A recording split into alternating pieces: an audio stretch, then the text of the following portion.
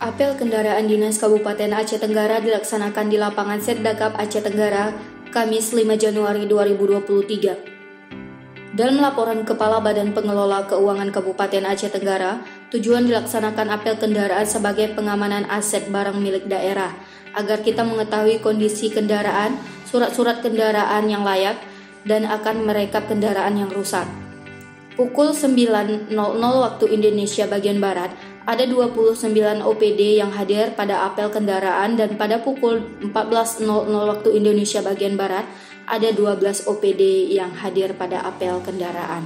Pada pukul 10.00 waktu Indonesia bagian Barat, pengecekan kendaraan dinas ada 64 aset kendaraan dinas yang digunakan kepala OPD dan dipakai sebagai operasional. Setelah pengecekan kendaraan dinas, ada 36 kendaraan, 9 dalam bekerja di lapangan, yang tidak hadir untuk pengecekan ada 12 kendaraan.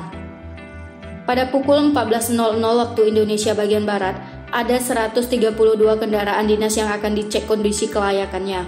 Beliau berharap kesediaan anggaran yang ada untuk perbaikan kendaraan dinas yang rusak.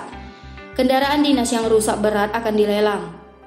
Dalam arahan PJ Bupati Aceh Tenggara, beliau mengatakan ingin menertibkan penggunaan kendaraan dinas dan mengecek kondisi kendaraan dinas tersebut, mulai dari pengecekan surat-surat kendaraan, kelayakan penggunaan kendaraan dinas harus sesuai kebutuhan OPD, dan kebanyakan kendaraan dinas yang tidak layak digunakan, serta mengoptimalkan kendaraan dinas dan biaya operasional. Kuta Cane, Aceh Tenggara, Tim Diskominfo Agara melaporkan.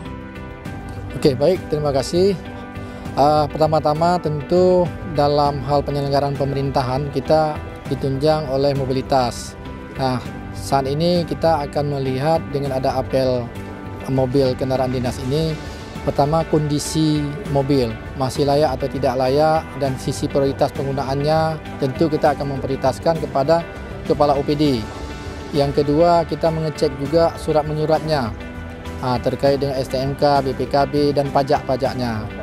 Nah, ini tentu kita sekaligus untuk menertibkan pencatatan di KIP, kartu inventarisasi barang yang ada di aset. Dan terakhir, kita juga ingin memastikan dan meyakinkan, memastikan kembali bahwa OPD yang menggunakan mobil tersebut benar-benar terawat, sehingga kita juga mengharapkan para OPD mobil dipergunakan itu dirawat sebaik mungkin. Jangan dilepas di tempat yang tidak bertutup, tidak ada kanopi dan lain-lainnya sehingga cepat rusak. Dan terakhir, khusus mobil-mobil yang nanti yang kita kita fullkan sementara.